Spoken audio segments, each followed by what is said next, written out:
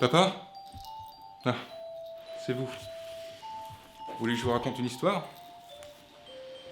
Une histoire d'un esprit bienveillant et d'une femme possédée par le travail. Laissez-moi vous raconter.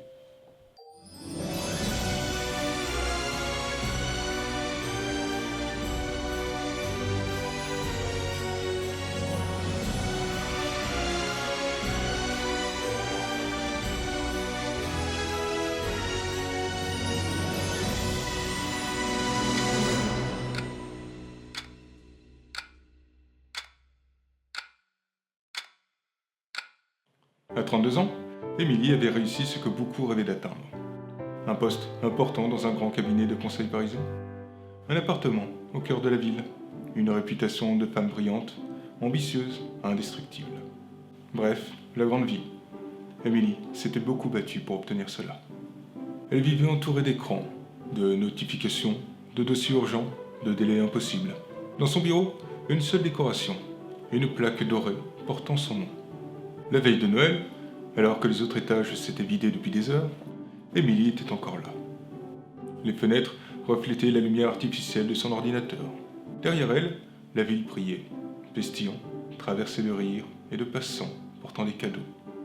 Elle n'entendait rien, elle ne voyait rien.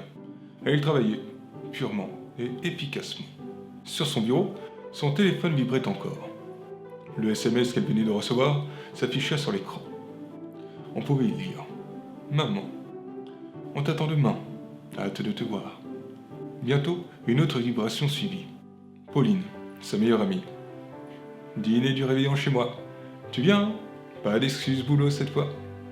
Quelques minutes plus tard, c'est encore un autre message qui vint la perturber. Jules. Tu passes à la maison demain? Papa dit que oui. Moi je dis que non. On parie? Émilie ne répondait pas. Elle ne pouvait pas perdre de temps. Pas avec ce dossier qu'elle avait sur le feu. À ses yeux, Noël n'était qu'une interruption stupide dans un planning déjà trop serré. Minuit sonna. Le bureau se retrouva plongé dans une lumière tamisée. La gestion de la lumière était automatique. Et bien évidemment, personne n'était censé être présent encore à cette heure-là. Et Émilie s'étira, se massa la nuque et soupira. Elle alluma la petite lampe qui trônait sur son bureau. Encore une heure, juste une heure. Et elle se replongea dans ses écrans, continuant inlassablement d'avancer dans son travail, telle une machine automatisée. La lumière se mit à clignoter. D'abord, celle de la petite lampe, puis celle tamisée au plafond. Un léger courant d'air glacial parcourut la pièce et Émilie frissonna. La baisse de tension devait avoir eu raison du chauffage. Non, pas ce soir, pas une panne, grogna Émilie en se frottant les bras. Non! Mais ce n'était pas une panne.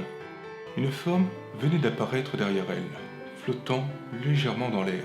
Et Émilie crut y voir une silhouette familière.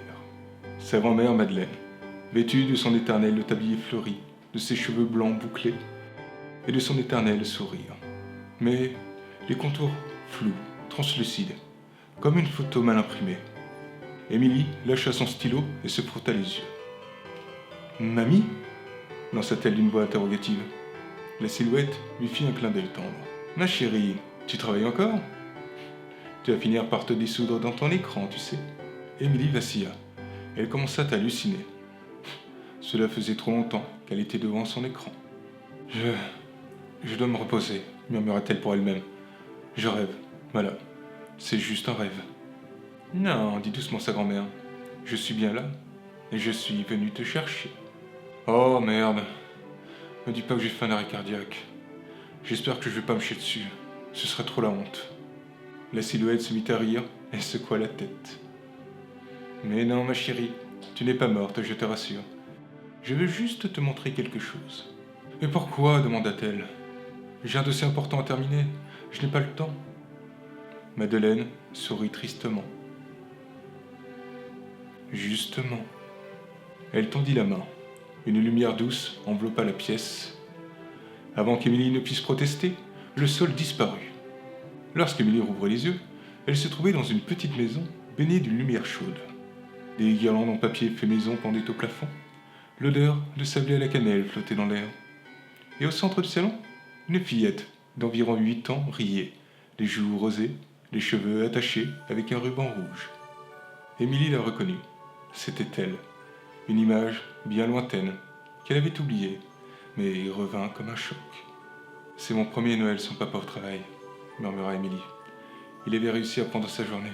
« Oui, » acquiesça Madeleine. « Et tu avais préparé une pièce de théâtre pour toute la famille. » À ces mots, la fillette monta sur une chaise, une cape rouge bricolée autour des épaules. « Je suis l'esprit de Noël !» lança l'enfant. « Ne travaillez pas trop, sinon le sapin se fâche. » « Mange tes morts. » Les rires éclatèrent. La petite Émilie rayonnait. « Regarde-toi, » dit sa grand-mère en la regardant tendrement. « Tu croyais au partage. Tu rêvais d'être artiste.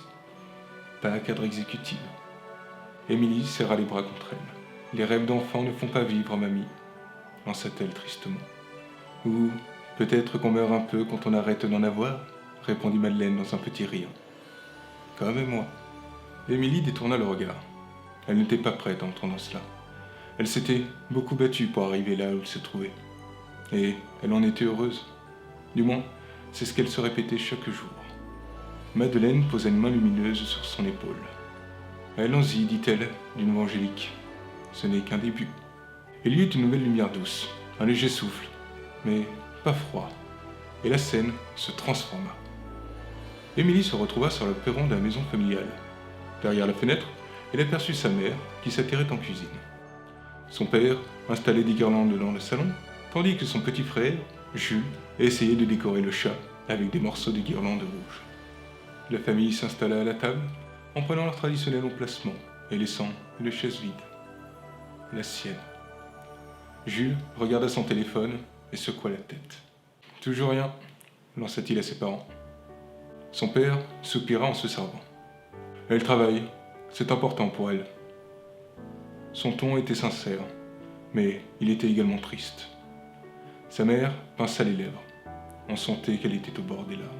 « Ce n'est pas le travail qui me gêne, » murmura-t-elle. « C'est que j'ai l'impression qu'on l'a perdu. Elle court après je ne sais quoi, mais nous, on est là.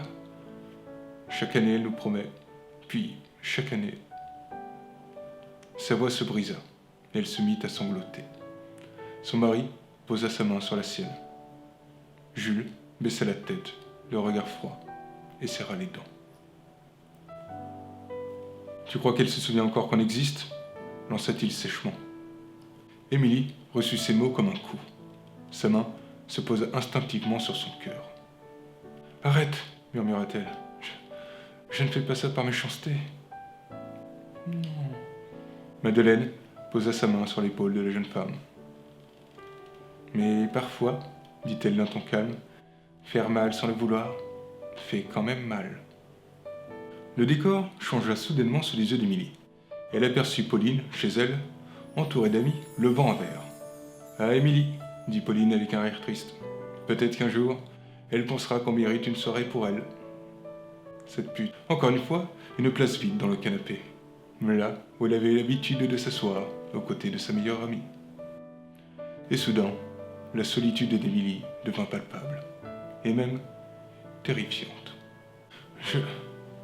Je voulais juste réussir, murmura-t-elle. Et tu as réussi, répondit sa grand-mère.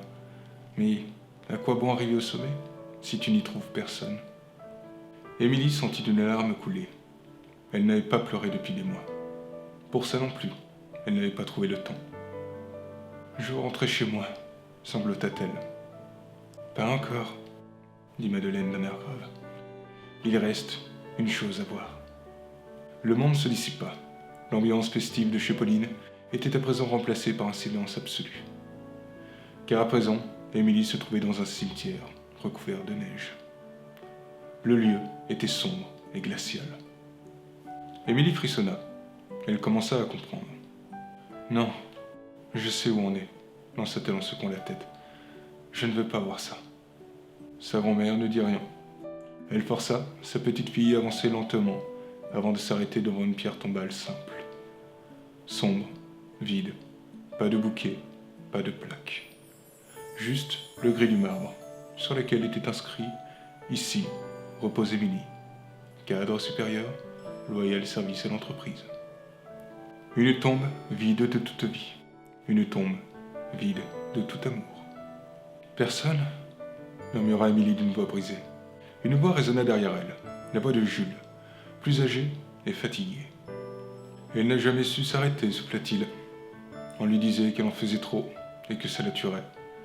Mais elle n'a jamais pris le temps de nous écouter. Elle n'avait plus le temps pour nous. Alors, le temps aussi la laisse tomber. Jules s'éloigna. Un peu de neige fondut sur le dessus du marbre, laissant couler une goutte d'eau sur l'ultime demeure d'Émilie. Une ultime larme. Un ultime au revoir. Non, cria Émilie en tombant en genoux. Ce n'est pas ce que je veux. Je peux changer. Je vais changer. Madeleine s'agenouilla auprès de sa petite fille et prit ses mains dans les siennes.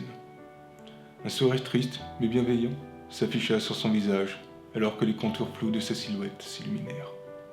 Alors, fais-le, ma chérie, lui souffla-t-elle. On t'aime. Et le monde explosa en lumière. Émilie se réveilla brusquement sur son bureau, la joue encore posée sur son dossier. Le soleil d'hiver filtrait à travers les stores. Son ordinateur était en veille. Elle releva la tête, les respirations haletantes. Elle ne put s'empêcher de vérifier que son cœur battait toujours et qu'il n'y avait aucune trace sur le siège. Était-ce un rêve? La question lui parut bête, mais le doute s'installa quand même. En se tournant, elle vit sur sa chaise un foulard en laine rouloté soigneusement. Le foulard que sa grand-mère tricotait toujours pour Noël. Elle n'avait pas souvenir de l'avoir pris avec elle. Émilie inspira lentement. Son cœur battait encore rapidement. Mais elle sentait que le poids qui l'écrasait depuis des années avait disparu. Elle regarda son bureau, son ordinateur, son travail. Résultats, bénéfices, bonus, promotion. Ces mots n'avaient plus la même valeur à cet instant. Elle prit son téléphone et écrivit. D'abord à sa mère. « Gardez-moi une place, j'arrive. » Ensuite, à Pauline. « Tu m'en veux encore si je toque chez toi demain avec du vin et des excuses ?» Et enfin, à son patron. « Je prends mes congés, famille d'abord. » Puis, elle attrapa son manteau rouge et son foulard. Pas de dossier, pas d'ordinateur. Juste elle. Enfin, elle. En sortant du bâtiment, elle respira profondément l'air glacé, laissant le vent lui piquer le visage, la réveiller, la purifier. Au loin, les cloches sonnaient. C'était Noël. Elle sourit, un sourire simple, fragile, mais vrai. « Merci, mamie », murmura-t-elle en serrant le foulard. Et pour la première fois depuis longtemps, Émilie courut, vers la maison, vers les siens, vers la vie, et surtout vers la voiture qui arrivait pleine balle. Les pneus se mirent à crisser. Il y eut des cris, puis un choc, et enfin, le silence. Ce fut au tour des sirènes de hurler. Autour du corps d'Émilie, les passants s'attroupèrent. Mais Émilie ne les voyait pas. Seule la silhouette floue de Madeleine accaparait son attention. Celle-ci avait un sourire triste et lui tendit la main. « J'espère que je vais pas me chier dessus, » murmura-t-elle. « Ce serait trop la honte. » Et Madeleine se mit à rire, mais ne secoua pas la tête. Cette histoire est à présent terminée. Et n'oubliez pas, chaque Noël laisse une trace. Et visible pour les yeux, et éternel pour le cœur.